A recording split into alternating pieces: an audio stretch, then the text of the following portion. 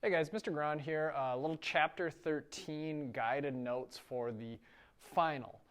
So the first thing we did in chapter 13 was identifying the 6 trig ratios. These are problems where I'm given a triangle, I know what the 3 side lengths are, I know which angle I'm talking about, and I want to identify the 6 trig ratios, just the fractions of those ratios.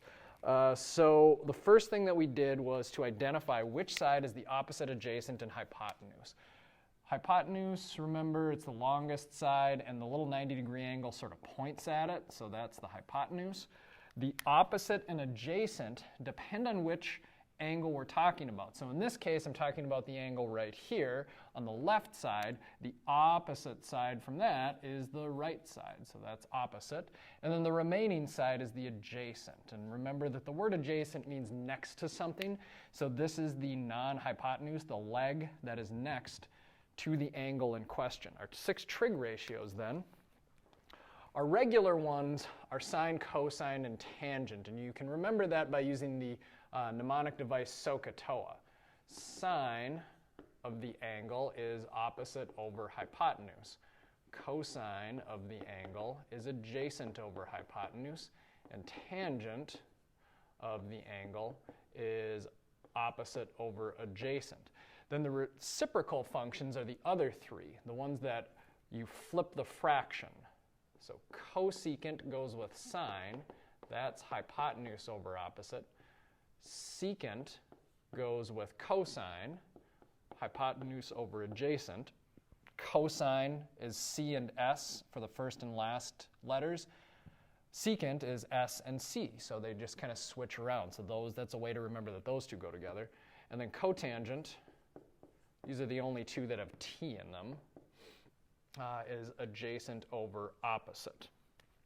All right, so using these, the first application where we used these ratios was when we found missing side lengths. Now I have to project my calculator, so I'm going to get some of this stuff off of here. So for example, now there's really 2 main examples that we could use for this. Here's my right triangle. Let's say we've got, I don't know, a 40-degree angle. We know what the hypotenuse is, and we're trying to find this side here. How would I go about doing that using SOHCAHTOA? First thing I'm going to do is identify my opposite, adjacent, and hypotenuse. So this is my hypotenuse. That is my opposite. I don't have any info on my adjacent, so I'm just going to leave it blank. Then what I would do is set up the trig ratio. Sine uses opposite and hypotenuse. So sine of 40 degrees. If I'm doing a side length, I like to do sine of 40 over 1, and it equals x over 12. Now in this case, this one is pretty straightforward. We cross multiply here. You can cross multiply across an equal sign, and it's x equals 12 sine of 40. And then this is what we would plug into our calculator. And that would be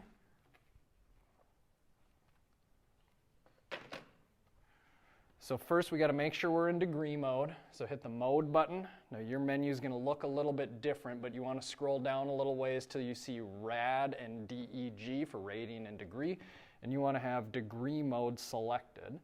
And then we can just type it in just how it looks. 12 sine of 40, and boom.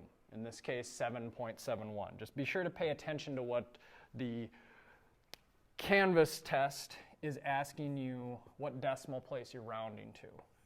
So 7.71.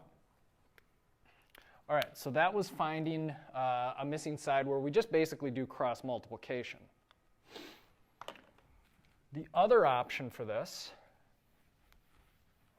the other sort of variant of this, let's see what happens. Let's put the angle up here now. We'll say it's 70 degrees. And we'll say that we know this side is 5, and we're looking for the hypotenuse. I want to start it out the same way. The hypotenuse is where my x is. This is now my adjacent. Opposite is on the bottom, right, because it's opposite of the top. A lot of times students mix that up. They always put the opposite over here, but it depends on the angle that you're given. So this is going to be a cosine problem. Now when I set it up, cosine of 70 over 1, x is going to be in the bottom. It's adjacent over hypotenuse. So my x is in the bottom. So that means when I cross multiply, it's now going to be 5 on one side equals x cosine of 70. Right? A lot of times people just get used to multiplying 5 and cosine, and they just do that. And that's not correct here, because to solve this, to separate x and cosine of 70, you need to divide both sides by cosine of 70.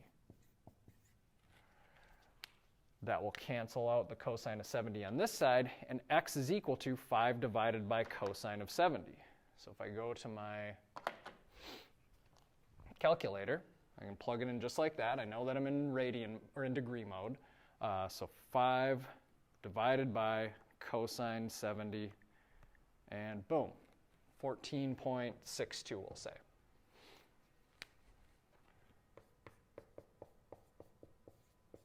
So those are really the only two options for finding a missing side. It's either going to be where x is on the bottom and you end up having to do that extra step of dividing by both sides, or x is in the top and then it's just strictly cross multiply and go from there. All right, so the other thing that we did was finding an angle. And that's pretty straightforward. There's really only one thing that you could do here. So maybe we make this kind of a goofy one, an upside down. And we'll say we're looking for this angle. We'll put an x there. And we know that this is 5 and this is 7.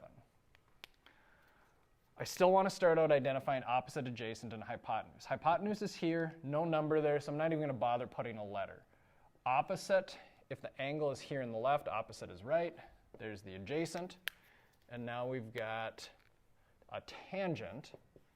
Tangent of x is equal to 5 over 7. When you have this, where it's tangent of x, to separate tangent and from that x, you are literally doing tangent inverse of both sides. Now, a lot of times students get a little bit messed up by that, and so sometimes I just tell kids, okay, we're going to just move the tangent over here, but you have to make it negative to move it over here. And so it's x equals tangent inverse of 5 over 7. And now that's exactly what you plug into your calculator. So we'd go tangent, inverse tangent, so second tangent, and 5 over 7. And we get 35.54. Like that. Okay, the next topic, so that really covers anything where you're finding a missing measurement and side or an angle in a right triangle. So after that, we moved on to some stuff using the unit circle. And we also did stuff with angles of rotation and reference angles. So for angles of rotation and reference angles,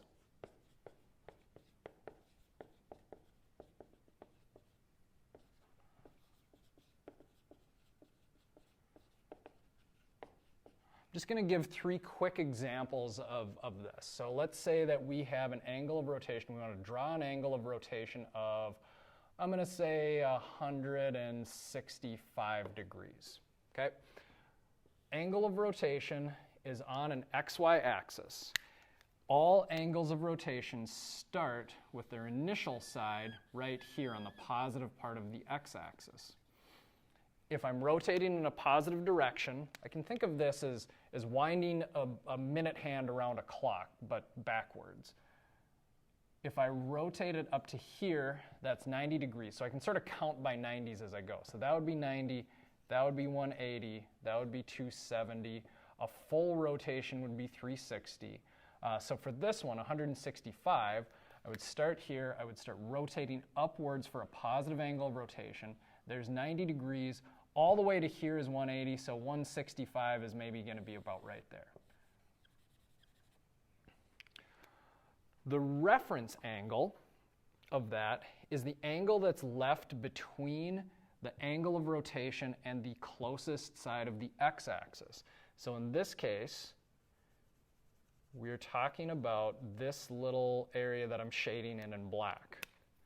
So that 165, that's our angle of rotation, but our reference angle, so we'll say ref angle symbol for reference angle, that is going to be 180 minus 165 for 15 degrees for that one. Okay, so what about an angle that goes more than 360 degrees?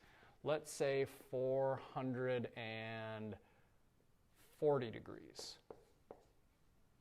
I can still do the same thing, right? I want to think about counting by 90s, but now I'm going to have to count 90s past 360. I know that's frightening, but you got a calculator. If you can count by 9s, you can count by 90s. All right, so I know that in full rotation is 360 degrees, right? So I'm not going to bother with the other 90s. That's 360. Another 90 would be 450. So that means if I'm going to 440, it's a little bit short of 450 right here. So that's my 440 degree angle of rotation. Reference angle, it's always the x-axis and it's always the closest x-axis. Big mistake students make here is they'll say that the reference angle is 10 degrees because they think it's right here to the y-axis, but it's always to the x-axis. So it would be this bit right here. So for our reference angle, in this case, it is going to be 440 minus 360, and that is 80 degrees. The last scenario would be if it's a negative angle of rotation. So let's say negative 295 degrees.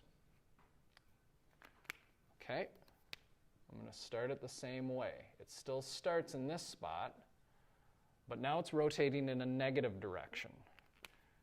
So if I'm counting, this would be negative 90, this would be negative 180, negative 270, and negative 360.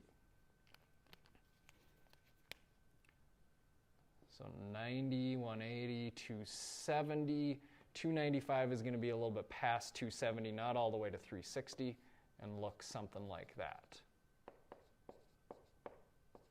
For the reference angle is to the x-axis, and it's always positive, and it's the closest x-axis. So we're not going to wind it back to negative 180.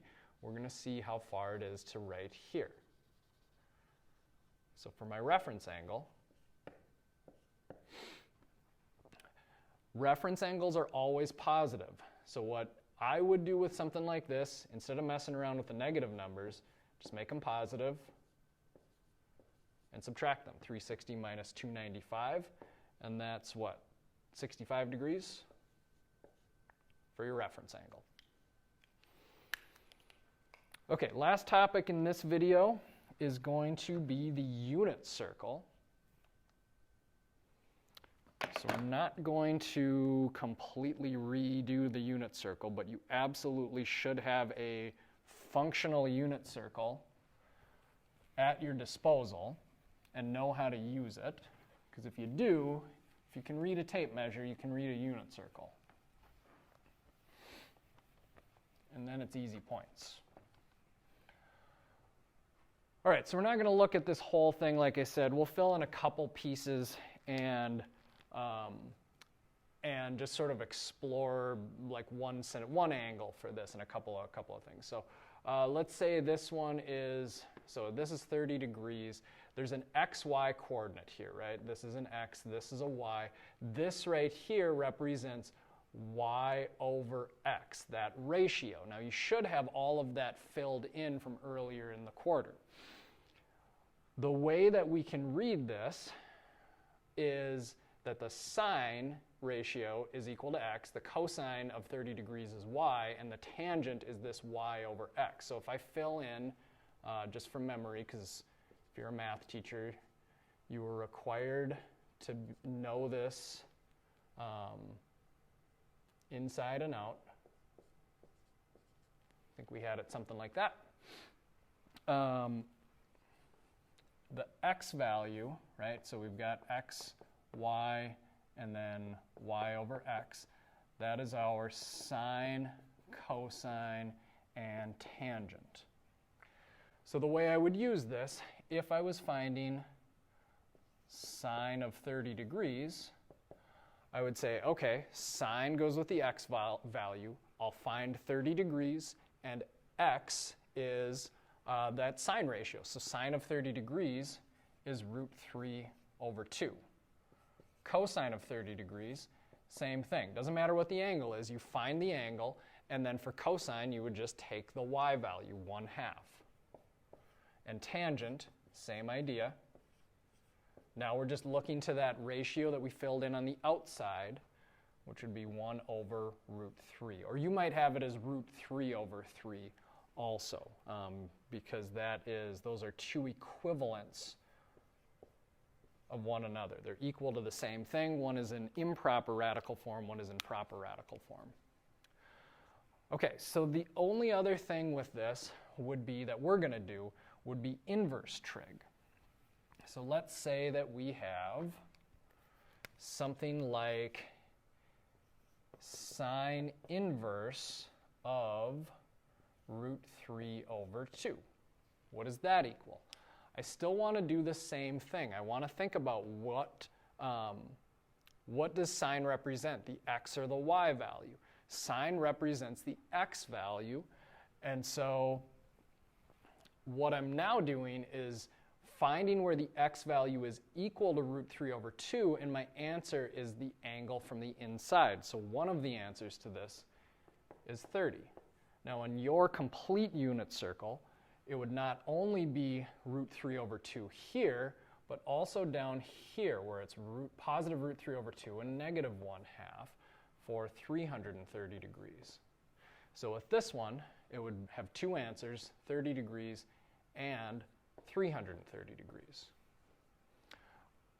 All right, that's all for this video. There's going to be some more, so go through, make sure this stuff is in your note sheet, and take a look at the review materials.